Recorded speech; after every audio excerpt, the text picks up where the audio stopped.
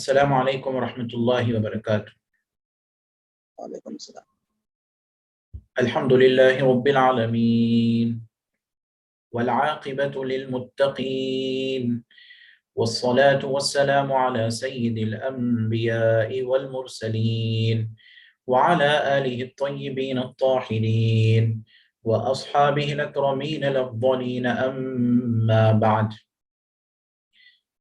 فقد قال الله تعالى في القرآن المجيد والفرقان الحميد: أعوذ بالله من الشيطان الرجيم، قل من يكلؤكم بالليل والنهار من الرحمن بل هم عن ذكر ربهم معرضون أم لهم آلهة تمنعهم من دوننا لا يستطيعون نصر أنفسهم ولا هم منا يصحبون بل متعنا هؤلاء وآباءهم حتى طال عليهم العمر أفلا يرون أنا نأتي الأرض ننقصها من أطرافها أفهم الغالبون قل إنما أنذركم بالوحي ولا يسمع الصم الدعاء إذا ما ينذرون ولئن مستهم نفحة من عذاب ربك ليقولن يا ويلنا إنا كنا ظالمين ونضع الموازين القسط ليوم القيامة فلا تظلم نفس شيئا وإن كان مثقال حبة من خردل أتينا بها وكفى بنا حاسبين صدق اللہ العظیم۔ معزز سامعین اکرام، آئیے سب سے پہلے بہت ہی عقیدت و محبت کے ساتھ تاجدار مدینہ حضرت محمد مصطفیٰ صلی اللہ علیہ وسلم کی بارگاہ اقدس میں ہدیہ درود پاک پیش کرتے ہیں۔ اللہم صلی علی سیدنا و نبینا مولانا محمد النبی الامی وعلی آل سیدنا و نبینا و مولانا محمد وبارک وسلم۔ معزز سامعین اکرام، گزشتہ جمعہ کے ہمارے درس تفسیر میں ہم گفتگو کیے تھے مختلف مضامین پر۔ ان میں سے ایک مضمون یہ تھا کہ انسان کی جو پیدائش ہوئی ہے وہ اجل سے ہوئی ہے۔ اس کے معنی یہ ہے کہ انسان کے اندر جلد بازی کی صفت بہت زیادہ ہے، اس لیے اللہ تعالیٰ نے ارشاد فرمایا خلق الانسان من عجل، کہ انسان کو جلد بازی سے پیدا کیا گیا ہے۔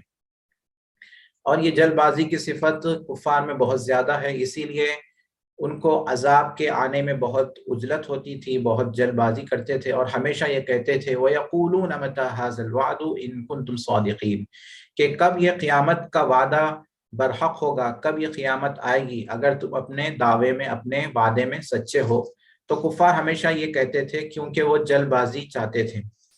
تو پھر اللہ تعالیٰ ارشاد فرمائے لو يعلم الذين كفروا حين لا يكفون عن وجوههم النار ولا عن ظهورهم ولا هم ينصرون، کہ اگر کفار کو معلوم ہو جاتا کہ جب عذاب آ جائے گا تو وہ عذاب کو روکنے کی طاقت نہیں رکھ سکتے، عذاب ان کو چاروں طرف سے گھیر جاتا، نہ وہ اپنے چہروں کو دوزخ کے عذاب سے، آگ سے روک سکتے ہیں اور نہ اپنے پیٹھ کو دوزخ کی آگ سے روک سکتے ہیں۔ اور پھر اس کے بعد جو مضمون آیا تھا وہ یہ تھا کہ کفار مشرکین حضور پاک صلی اللہ علیہ وسلم کا مذاق اڑاتے تھے، تو اللہ تعالیٰ حضور پاک صلی اللہ علیہ وسلم کو یہ تسلی دیتے ہوئے فرمایا کہ اے حبیب صلی اللہ علیہ وسلم، آپ رنجیدہ غمگین نہ ہو، کیونکہ آپ سے پہلے جو انبیاء مرسلین جو گزرے تھے ان کا بھی ان کی قوموں نے مذاق اڑایا تھا۔ آپ واحد نہیں ہیں، آپ واحد نبی واحد رسول نہیں ہے کہ جس کا مذاق اڑایا جا رہا ہے، آپ سے پہلے جو پیغمبر گزرے ان کا بھی اسی طرح مذاق اڑایا گیا تھا۔ اس پر ہم وہاں پر رکے تھے۔ پھر انشاءاللہ تعالی آج یہ نیا رکوع شروع ہو رہا ہے، اس میں اللہ رب العزت ارشاد فرما رہے ہیں قُلْ مَنْ يَكْلَؤُكُمْ بِاللَّيْلِ وَالنَّهَارِ مِنَ الرَّحْمَنِ، اے حبیب پاک صلی اللہ علیہ وسلم آپ ارشاد فرمائیے ان کفار مشرکین سے، آپ یہ کہہ دیجئے کہ تمہاری کون حفاظت کرتا ہے، تمہاری نگہبانی کون کرتا ہے رات اور دن میں رحمان کے عذاب سے، اللہ کے عذاب سے تمہاری کون نگہبانی، کون تمہاری حفاظت کرتا ہے۔ رحمان کے عذاب سے، من الرحمان یہاں پر من الرحمان ہے، اس کے دو معنی آتے ہیں. ایک تو رحمان کے عذاب سے یعنی اللہ تعالیٰ کے عذاب سے، جب اللہ کا جب عذاب آ جائے تو کوئی تمہاری حفاظت نہیں کر سکتا، تم اس کی گرفت میں آ جاؤ گے. دوسرے معنی یہ ہے کہ دن بھر رات اور دن میں جو ہماری جو حفاظت ہو رہی ہے، جو نگہبانی ہو رہی ہے، وہ اللہ رب العزت ہماری حفاظت فرما رہے ہیں. اب جیسے رات میں اللہ تعالیٰ حفاظت فرماتے ہیں، پہلے یہاں پر رات کا ذکر آیا ہے، پھر دن کا ذکر آیا ہے، تو انسان کی، ہم سب کی، کفار ہو کے ایمان والے ہو، سب کی حفاظت ہو رہی ہے. اللہ تعالیٰ ہماری حفاظت کی ذمہ داری لیے ہے، اور اللہ تعالیٰ کس طرح بہترین انتظامات سے ہماری نگہبانی فرماتے ہیں. رات میں چونکہ رات تاریکی ہوتی ہے، اس وقت ہر آدمی کے دل میں ایک قسم کا ڈر رہتا ہے، خوف رہتا ہے کہ کہیں دشمن اس پر حملہ نہ کر دے. اسی لیے لوگ رات میں گھر سے باہر نکلنے کے لیے ڈرتے ہیں، سوچتے ہیں اگر نکلے بھی تو ساتھ میں کسی کو لے کر جاتے ہیں، کہیں کوئی کسی کا حملہ نہ ہو جائے، یا تو انسانوں کا حملہ نہ ہو جائے، یا پھر کوئی جانوروں کا حملہ نہ ہو جائے، یا پھر کوئی زہریلی سانپ، اژدہا، بچھو وغیرہ اس کو ڈنس نہ مار دے، اس لیے انسان ڈرتا ہے. تو رات بھر جب انسان سوتا ہے، جیسے رات میں آپ سوتے ہیں تو آپ کو کوئی ہوش نہیں رہتا ہے، خیال نہیں رہتا ہے، تو آپ سوتے تخت پہ سو رہے ہیں، بیڈ پہ سو رہے ہیں، تو سوتے سوتے آپ گر جانا چاہیے تھا، آپ گرتے نہیں ہیں. کیونکہ اللہ تعالیٰ آپ کی حفاظت فرما رہا ہے. اور دن کا معاملہ دیکھ لیا، اگر آپ دن میں جا رہے ہیں، روڈوں پہ جا رہے ہیں، بڑے بڑے برجوں کے نیچے سے آپ جاتے ہیں، درخت کے نیچے سے جاتے ہیں، تو کیوں درخت آپ کے اوپر گر نہیں جاتا؟ کیوں جو ہے بڑا فلائی اوور آپ کے اوپر گر نہیں جاتا؟ اس لیے نہیں گرتا کیونکہ اللہ تعالیٰ آپ کی حفاظت فرما رہا ہے. اللہ تعالیٰ ہر قسم سے انسانوں کی حفاظت فرماتے رہتے ہیں. تو اللہ تعالیٰ اسی نعمت کا ذکر یہاں پر فرما رہے ہیں. قُلْ مَنْ يَكْلَؤُكُمْ بِاللَّيْلِ وَالنَّهَارِ مِنَ الرَّحْمَنِ. تو اے حبیب پاک صلی اللہ علیہ وسلم، آپ لوگوں سے کہہ دیجئے کہ تمہاری کون حفاظت فرماتا ہے رات میں اور دن میں رحمان کے مقابلے میں. بل ہم عن ذکر ربہم معرضون.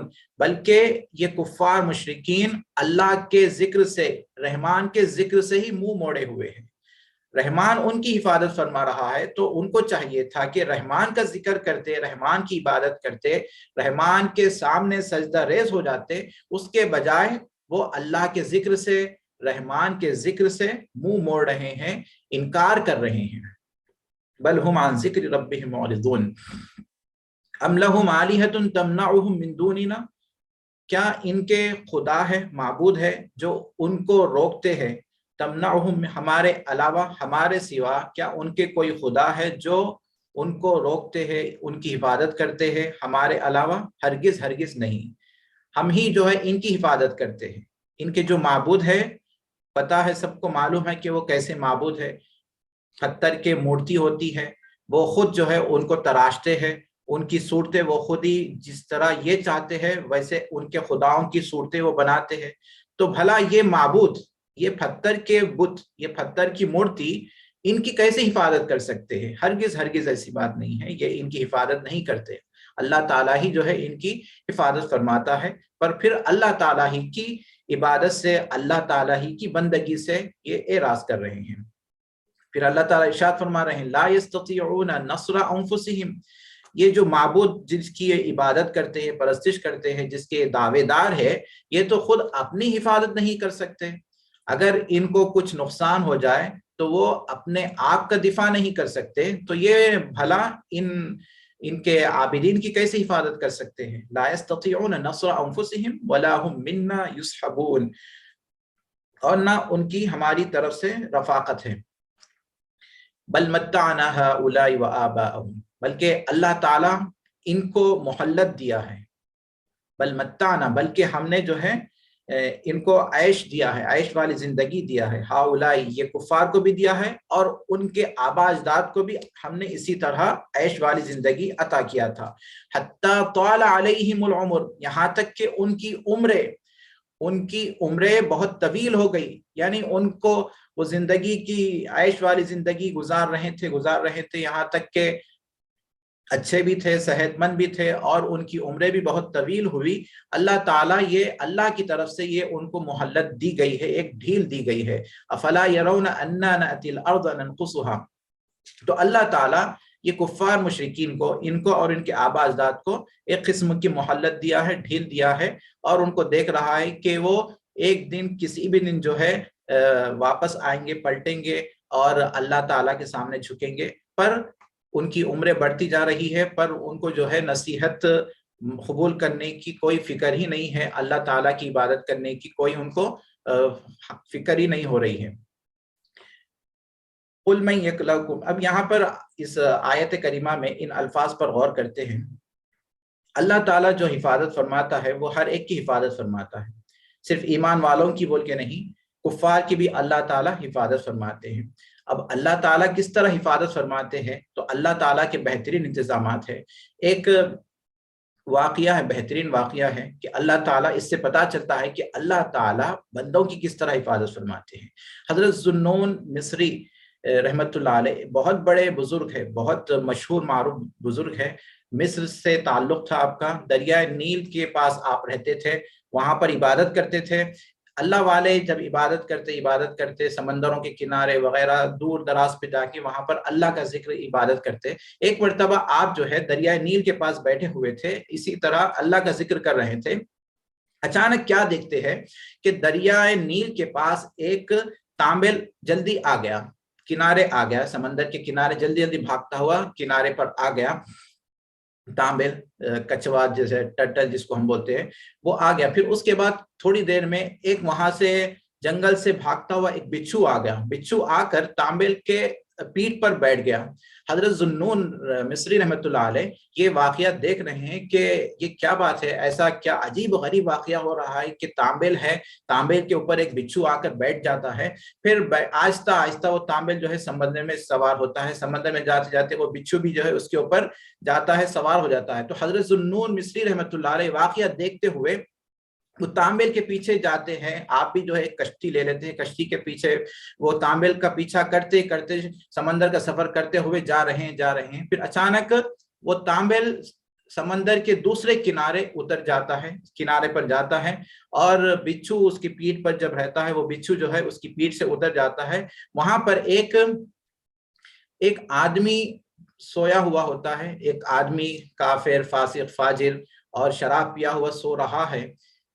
اب وہاں سے ایک سانپ بھی آ رہا تھا، سانپ آ کر یہ آدمی پر حملہ کرنے والا تھا، تو اچانک بچھو تانبیل کی پیٹھ پہ سے اترتا ہے اور وہ سانپ کا مقابلہ کرتا ہے، سانپ کا مقابلہ کرتا ہے، یہاں تک کہ سانپ کو وہاں سے دفاع کر دیتا ہے یا پھر جو ہے اس کو مار دیتا ہے، اور اس طرح سے وہ آدمی کی حفاظت کی جاتی ہے۔ تو اللہ رب العزت ہی ہے جیسے کیسے انتظامات فرما رہے ہیں کہ وہ ایک شرابی، فاسق، فاجر شراب پی کر شراب کے نشے میں سو رہا ہے اور وہاں سے سانپ آ کر جو ہے اس کو ڈسنا چاہ رہا تھا، تو اللہ تعالیٰ ایسے انتظامات فرما دیے۔ ایک سمندر کو اللہ تعالیٰ، سمندر میں تیرنے والے تانبے کو حکم دیتے ہیں، وہ کنارے پر آتا ہے، پھر ادھر سے بچھو کو حکم دیتے ہیں، بچھو اس کے پیٹھ پر جا کے بیٹھ جاتا ہے، پھر وہ جا کر سانپ کا دفاع کرتا ہے۔ اس طرح اللہ تعالیٰ وہ فاسق، فاجر، شرابی کی حفاظت فرما رہا ہے۔ یہ واقعہ ہو جاتا ہے۔ اس کے بعد حضرت ذوالنون مصری رحمت اللہ علیہ وہ شرابی کے پاس جاتے ہیں، جا کر اس کو اٹھاتے ہیں اور کہتے ہیں کہ تجھے پتا ہے کہ تو جس کی نافرمانی کر رہا ہے، جو رحمان کی نافرمانی کر رہا ہے، وہ تیری کس طرح حفاظت فرما رہا ہے۔ دیکھ تو سو رہا تھا شراب کے نشے میں، سانپ ادھر سے آ رہا تھا، پر اللہ تعالیٰ جو ہے ادھر تانبے کو اور بچھو کو حکم دیتا ہے، وہ بچھو جو ہے سانپ کا مقابلہ کر کے سانپ کو دفاع کر دیتا ہے، اس کو مار دیتا ہے۔ جب وہ آپ حضرت ذوالنون مصری رحمۃ اللہ علیہ اس شرابی سے واقعہ بیان کرتے ہیں تو اس کو بہت شرمندگی ہوتی ہے، وہ دیکھتا ہے سانپ مرا ہوا پڑا ہوا ہے، دیکھ کے جو ہے بہت شرمندہ ہو جاتا ہے اور اس کی آنکھوں سے آنسو جاری ہو جاتے ہیں، اور حضرت ذوالنون مصری رحمۃ اللہ علیہ فرماتے ہیں کہ تو جس رحمان کی نافرمانی کر رہا ہے وہ تیری اس طرح حفاظت کر رہا ہے، تو وہ شخص کے آنکھوں سے آنسو جاری ہو جاتے ہیں اور وہ کہنے لگتا ہے کہ اے اللہ کے ولی، اللہ کے بزرگ، میں فاسق فاجر ہونے پر اللہ تعالیٰ میری اس طرح حفاظت فرما رہا ہے، تو میں جب اگر ایمان لا لوں، اللہ کی عبادت کروں، اللہ کی بندگی کروں، اللہ کی اطاعت کروں، تو کس طرح اللہ تعالیٰ میری حفاظت فرمائے گا۔ تو یہ کہہ کر اسی وقت ایمان لا لیتا ہے اور نیک والی زندگی شروع کر دیتا ہے۔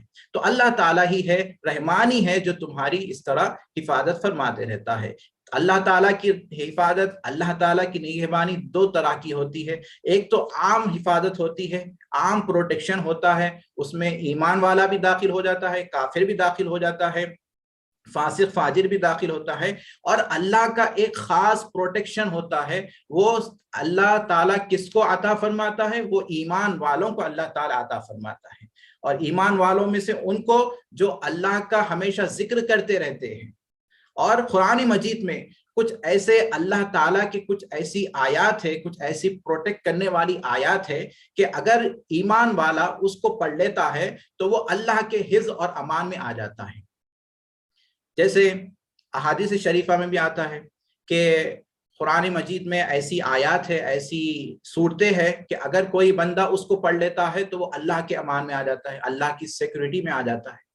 کوئی رات میں سونے سے پہلے معوذتین پڑھ لیتا ہے، قل اعوذ برب الفلق، قل اعوذ برب الناس پڑھ لیتا ہے، تو وہ رات بھر اللہ تعالیٰ کی حفاظت میں آ جاتا ہے، فرشتے اس کی حفاظت کرتے ہیں۔ اور اسی طرح کوئی آیت الکرسی پڑھ لیتا ہے تو وہ بھی اللہ کی حفاظت میں آ جاتا ہے۔ اسی طرح کوئی جو ہے اپنے گھر سے جب نکلتا ہے تو جو اذکار ہے، جو دعائیں ہے، اگر وہ پڑھ لیتا ہے تو وہ اللہ تعالیٰ کی خصوصی نگہبانی میں داخل ہو جاتا ہے۔ کوئی گھر سے نکلتے وقت اللہم جو ہے، کتنے فرشتے، اللہ تعالیٰ کے کتنے فرشتے اس کی حفاظت کرتے رہتے ہیں۔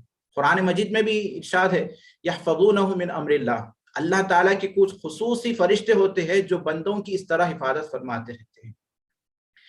تو اسی طرح گھر میں داخل ہوتے وقت کی دعا ہے، کھانا کھاتے وقت کی دعا ہے، کھانے کے بعد کی دعا ہے، بیت الخلاء میں داخل ہونے سے پہلے کی دعا ہے، پھر بیت الخلاء سے جو ہے نکلنے کے بعد کی دعا ہے۔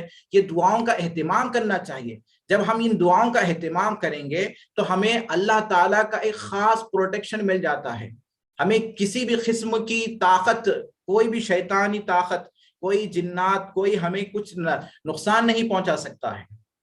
آپ کو کیا معلوم بیت الخلاء میں کتنے جنات ہوتے ہیں، کتنے خبائث ہوتے ہیں۔ جب آپ داخل ہونے سے پہلے دعا پڑھ لیتے ہیں تو ان تمام خبائث سے، ان تمام جو ہے آفتوں سے آپ کی حفاظت ہو جاتی ہے۔ تو یہی ارشاد اللہ تعالیٰ ارشاد فرماتے ہیں قُلْ مَن يَكْلَؤُكُم بِاللَّيْلِ وَالنَّهَارِ مِنَ الرَّحْمَنِ، تو اے حبیب صلی اللہ علیہ وسلم آپ فرما دیجئے کہ اے بندو، تمہاری کون حفاظت فرما رہا ہے، کون تمہاری نگہبانی کر رہا ہے؟ رات اور دن میں اللہ تعالیٰ ہی ہے تمہاری حفاظت فرما رہا ہے۔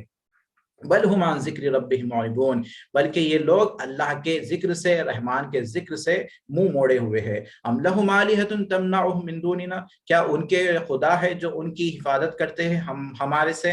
ہمارے علاوہ ان کی کوئی خدا ہے جو اللہ کے عذاب سے ان کو روکتے ہیں؟ ہرگز ہرگز نہیں۔ ان کے خدا کیسی حفاظت کریں گے؟ ان کو تو ان کا ہی خیال نہیں، ان کی ہی فکر نہیں، وہ اپنی خود مدد نہیں کر سکتے تو بھلا دوسروں کی کیا مدد کر سکیں گے؟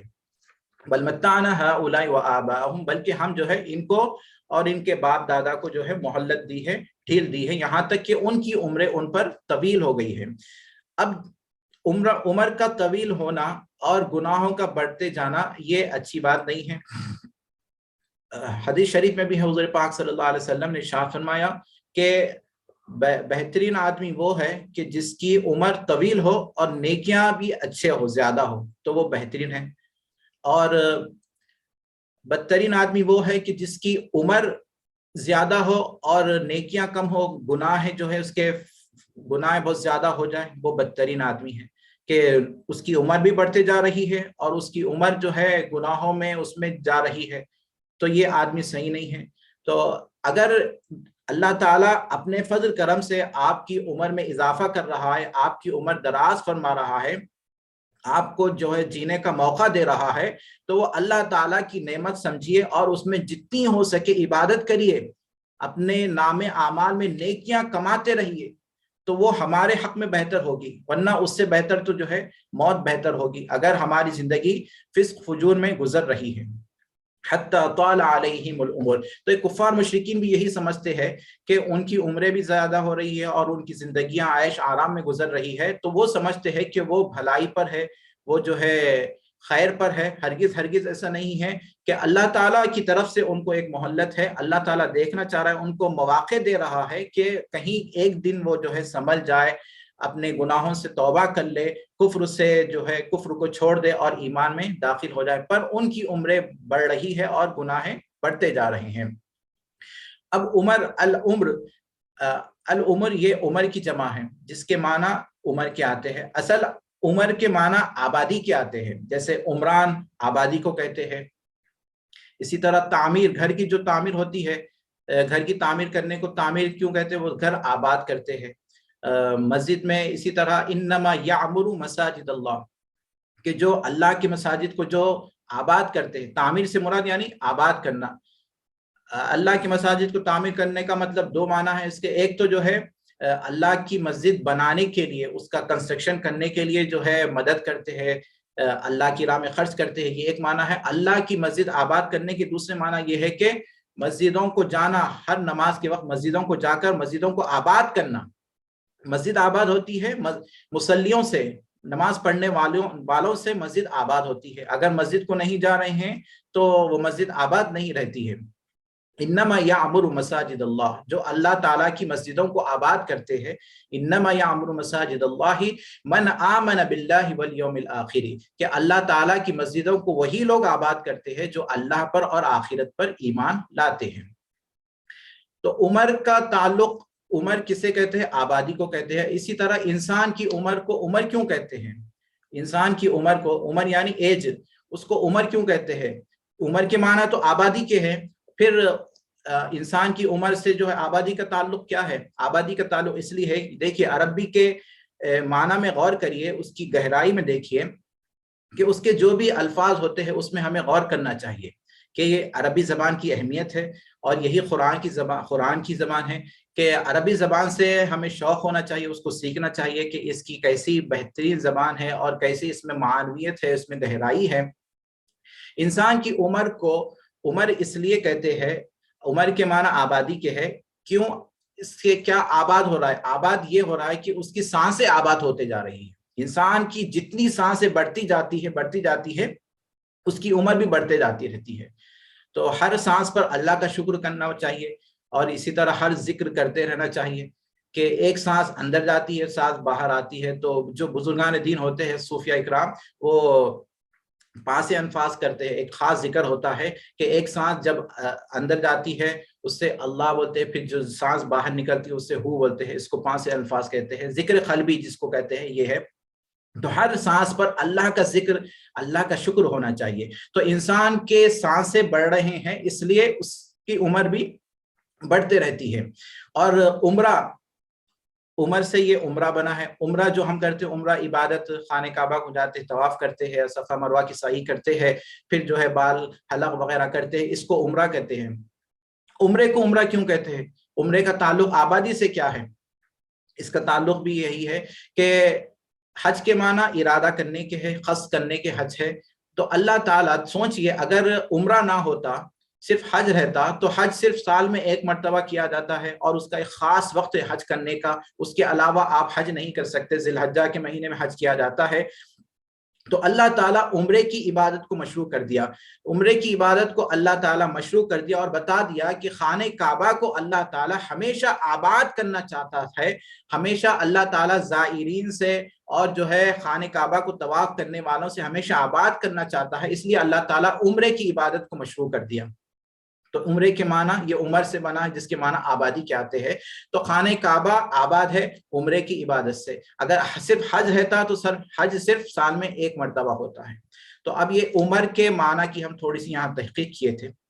حتی طال علیہم العمر افلا یرون انا نأتی الارض ننقصها۔ تو اب اللہ تعالیٰ یہاں کفار مشرکین کو دعوت فکر دے رہے ہیں کہ کفار مشرکین کے جو پروپیگنڈے جو بڑھتے جا رہے ہیں، ان کے جو اشرار، جو ان کی جو شرارتیں جو بڑھتے جا رہی ہے، ان کو غور و فکر کرنا چاہیے۔ کیا کس بات میں غور و فکر کرنا چاہیے؟ افلا يرون انا نأتی الارض ننقصها من اطرافها افهم الغالبون، کیا یہ کفار مشرکین عبرت کی نگاہ سے نہیں دیکھتے کہ ہم جو ہے زمین کو کم کر رہے ہیں؟ زمین کو، کس کی زمین کو؟ کفار کی زمین کو ہم کم کر رہے ہیں۔ ان کی زمین کو کم کرنے کا مطلب کیا ہے؟ یا تو زمین کو کم کرنے کا مطلب زمین والوں کو کم کر رہے ہیں، یعنی کفار مشرکین جنگوں میں مارے جا رہے ہیں، اور بہت سے کفار مشرکین اسلام کے دین میں مذہب میں داخل ہو رہے ہیں، اس وجہ سے کفار کا غلبہ کم ہوتے جا رہا ہے، اور اسلام کی شان اور اسلام کی شوکت جو ہے بڑھتے جا رہی ہے۔ تو ان کو اس بات پر غور کرنا چاہیے کہ اللہ تعالیٰ اسلام کو غلبہ دے رہا ہے، فتوحات اسلامیہ سے اللہ تعالیٰ اسلام کو غلبہ دے رہا ہے، اس کے باوجود یہ چیز میں غور و فکر نہیں کر رہے ہیں۔ ان کو چاہیے کہ اللہ تعالیٰ یہ اسلام کو غلبہ دے رہا ہے تو یہ مذہب اسلام برحق ہے، اور اس کے جو داعی ہے، اس کے جو پیغمبر ہے وہ بھی برحق ہے، ان کو اسلام میں داخل ہو جانا چاہیے۔ افلا يرون اننا ناتي الارض ننقصها من اطرافها، کیا یہ لوگ غور نہیں کرتے کہ ہم جو ہے زمین کو اطراف سے، چاروں اطراف سے ہم کم کر رہے ہیں؟ افہم الغالبون، کیا اس کے باوجود یہ کفار مشرکین ایمان والوں پر غالب ہو سکتے ہیں؟ ہرگز ہرگز نہیں، وہ غالب نہیں ہوں گے۔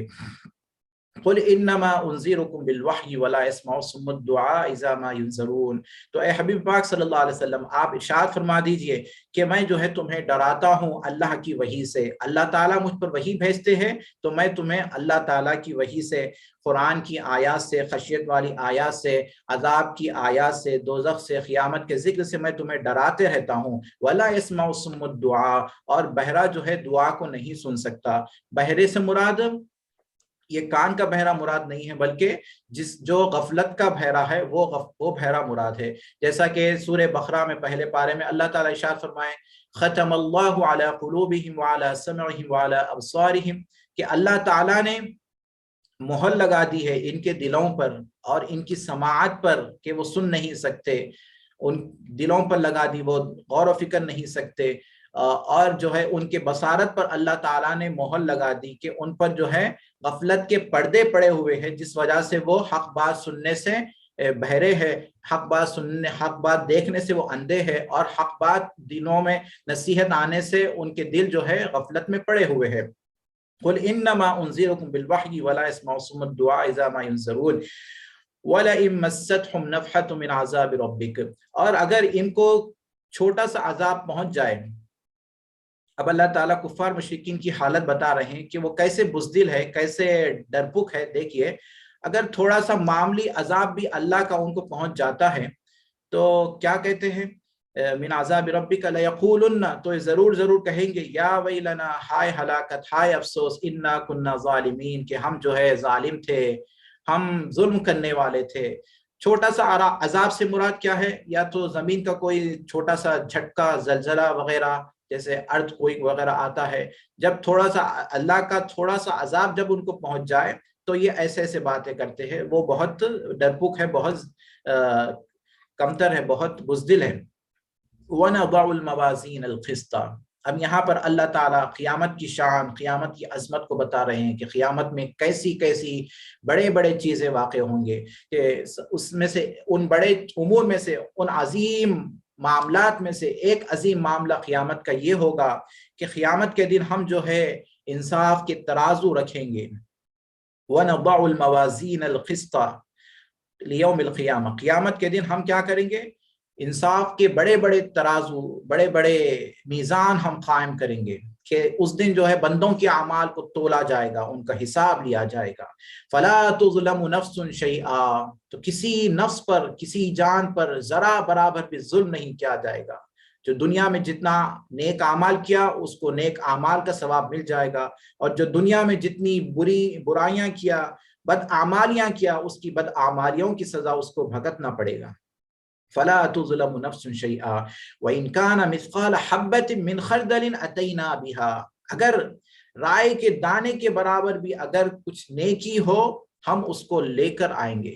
ہم جو ہے بندوں کے اعمال کو ضائع نہیں کرتے، جو عمل کیا اس کا اجر اس کو ضرور مل کر رہے گا۔ وَكَفَى بِنَا حَاسِبِينَ، اور ہم جو ہے حساب کرنے کے اعتبار سے کافی ہے۔ وَكَفَى بِنَا حَاسِبِينَ، اب یہاں پر دیکھیے اللہ تعالیٰ قیامت کے دن انصاف کے ترازو رکھنے کا یہاں پر ذکر فرما رہا ہے. تو وہ ترازو کیسے ہوں گے؟ موازین، یہاں پر میزان واحد ہے، اس کی جمع موازین ہے، موازین یہ جمع ہے. تو قیامت کے دن صرف ایک ہی میزان قائم ہوگا یا کئی میزان ہوں گے؟ ایک ہی ترازو ہوگا یا پھر کئی ترازو ہوں گے؟ اس کے بارے میں علماء اکرام کے مختلف اقوال ہیں. ان میں سے ایک علماء اکرام فرماتے ہیں کہ ہر انسان کے لیے مختلف قسم کے ترازو ہوں گے. جیسے آج دنیا میں دیکھیے آپ کتنے قسم کے ترازو ہے کہ ہم پہلے ایک ترازو ہوتا تھا دکانوں پر ترکاری تولتے تھے، ایک ترازو سے 2 پلے رہتے تھے اس کے جو ہے. اب آج جو ہے ایک تو الیکٹرانک کا زمانہ ہو گیا، اس میں بس ڈالنے کا ڈیجیٹل ترازو ہو گیا. پھر چیزیں تولنے کا ایک ترازو ہوتا ہے، پھر جو ہے اسی طرح قسم کے چیزیں ہوتے ہیں، ایک ٹیمپریچر چیک کرنے کا ایک وہ ہوتا ہے، اور جو ہے کیا بولتے ہیں آپ کے وائرس کیا ہے، وہ کیا ہے، ہر چیز کے ایک قسم کے نئے دنیا میں اتنے چیزیں آ گئے. تو سوچئے قیامت کے دن اللہ تعالیٰ کیسے قسم کے ترازو وغیرہ رکھے ہوں گے، اور بندوں کے اعمال کس طرح تولے جائیں گے، کہ اعمال کا وزن کیسا ہوگا. اس کے بارے میں بھی باتیں ہیں، گفتگو ہے، کئی اقوال ہے کہ کچھ علماء فرماتے ہیں کہ اعمال کو جو ہے ایک جسم کی شکل دیا جائے گا. اب جیسے ہم نمازیں پڑھتے ہیں، ہماری نمازیں کتنی ہیں، اس کو کیسا تولا جائے گا، تو اس کو ایک جسم کی شکل بنایا جائے گا. اسی طرح روزوں کو بھی اسی طرح کرا جائے گا، اور سب کے جو ہے اعمال تولے جائیں گے، اعمال کا وزن ہوگا. اور وزن اعمال قیامت کے دن یہ برحق ہے، کوئی جو ہے اس کا انکار نہیں کر سکتا. اور ترازو یا تو مختلف ہوں گے، ایک آدمی کا ایک ترازو ہوگا، یا پھر جو ہے ایک ہی ترازو ہوگا جس میں جو ہے سارے بندوں کے اعمال جو ہے تولے جائیں گے. اور یہ ترازو میں ہر آدمی کا عمل وزن کیا جائے گا، صرف امت محمدیہ صلی اللہ علیہ وسلم کے امتیوں کا نہیں، بلکہ حضرت آدم علیہ السلام سے لے کر قیامت تک جتنے بھی لوگ آنے والے ہیں، سب کا وزن اس ترازو میں، اس میزان میں وزن کیا جائے گا، تولا جائے گا. اور ایک حدیث شریف میں ہے، حدیث شریف میں آتا ہے کہ قیامت میں ایک حضرت سلمان فارسی رضی اللہ عنہ سے روایت ہے کہ حضور پاک صلی اللہ علیہ وسلم نے ارشاد فرمایا کہ قیامت کے روز جو میزان وزن اعمال کے لیے رکھا جائے گا، اتنی بڑی وسیع ہوگی، وہ میزان اتنا بڑا وسیع ہوگا کہ اس میں اگر آسمان اور زمین کو بھی ڈال دیا جائے تو وہ بھی اس میں سمایا جا سکتا ہے. اتنا بڑا میزان ہوگا، اتنا بڑا ترازو ہوگا. تو آپ خیال کریے کتنا بڑا ہوگا کہ جس میں آسمان اور زمین کو بھی ڈال دیا جائے تو وہ بھی جو اس میں آ جائے گا، اس میں سما جائے گا. تو یہ میزان ہوگا، اس طرح کا میزان کیسا ہوگا آپ خیال کرنا چاہیے. اور ایک حدیث شریف میں ہے کہ جب بندوں کے اعمال وزن کیے جائیں گے، اس وقت ایک فرشتہ ہوگا میزان کے پاس. جس بندے کے نیک اعمال کا پلہ بھاری ہو جائے گا تو وہ فرشتہ ندا دے گا، آواز لگائے گا، اور اس کی آواز سارے اہل محشر اس آواز کو سنیں گے. وہ فرشتہ یہ ندا دے گا کہ فلاں بندہ، اس کے نیک اعمال کا پلہ بھاری ہو گیا اور وہ کامیاب ہو گیا، اور آج کے بعد سے وہ اس کو کبھی ناکامی نہیں ہوگی. اور جس کے اعمال کم ہوں گے اور جس کے برائیاں بڑھ جائیں گے، جس کے برائیوں کا پلہ بھاری ہو جائے گا، تو وہ فرشتہ آواز دے گا، ندا دے گا کہ فلاں شخص کے گناہ بھاری ہو گئے ہیں اور وہ نامراد ہو گیا ہے، اور قیامت تک اور اس کے بعد سے آج تک وہ کبھی جو ہے کامیاب نہیں ہو سکتا. کیونکہ آج کی جو کامیابی ہے وہی حقیقی کامیابی ہے، اس کے بعد پھر کوئی کامیابی اس کو جو ہے کام میں نہیں آئے گی. تو یہ اہل محشر، یہ میزان کی کیفیت ہے، اس طرح جو ہے بندوں کے اعمال وزن کیے جائیں گے. تو اللہ تعالیٰ یہی فرما رہے ہیں وَنَضَعُ الْمَوَازِينَ الْقِسْطَ لِيَوْمِ الْقِيَامَةِ فَلَا تُظْلَمُ نَفْسٌ شَيْئًا. اذان ہو رہی ہے، تھوڑا سا وقت.